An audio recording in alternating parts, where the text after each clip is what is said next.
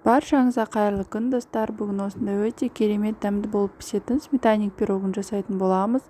Міндетті түрде видеоның соңына дейін қарап жасап көріңіздер. Сіздерге ұнайтынына сенімдімін.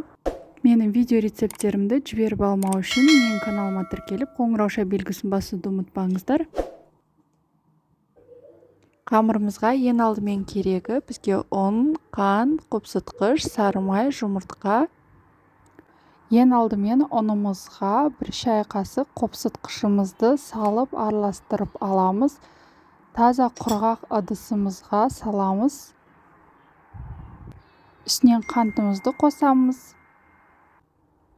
Бөлме температурасында жылған сары майымызды салып, бәрін біріктіріп аламыз.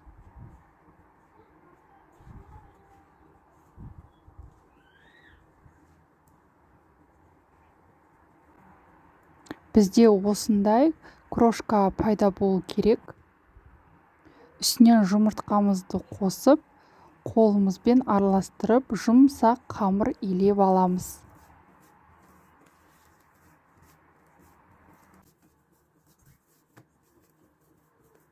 Менде осындай жұмсақ песочный тесто болып шықты. Енді салфанға салып, жарты сағатқа тоңазытқышқа қойып қоямыз. Енді салмасына бізге керегі 4 жұмыртқа, қант, қаймақ. Таза құрғақ ыдысымызға қаймағымызды саламыз.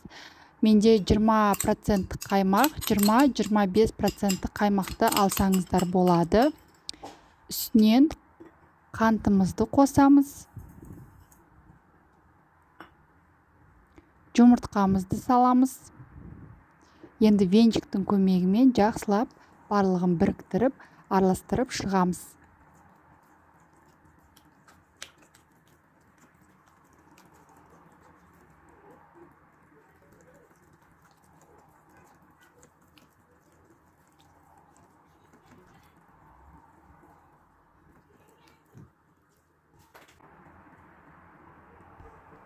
Міне салмасы да дайын болды. Енді формамызды дайындап, менің формамның диаметрі 24 см, немесе басқа да 26 сантиметрлік формаға жасасаңыздар да болады. Жарты сағат тоңазытқышта тұрған қамырымызды алып, осылай формаға бір келкі еті формасын қамырдың жасап шығарамыз.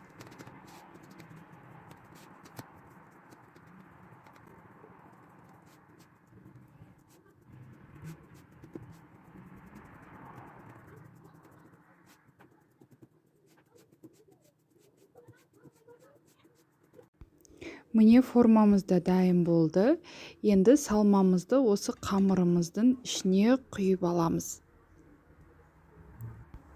Алдын ала 160 градуста қызып тұрған пешімізге 40-50 минутқа қойып пісіреміз. Міне сметанник пирогымыз да дайын болды. Пирогты формасынан шығармай тұрып 2-3 сағат тоңазытқышта немесе бөлме температурасында толықтай суытып алыңыздар. Кескен кезде де арасы өте керемет болып тұрады. Өте дәмді, міндетті түрде жасап көріңіздер.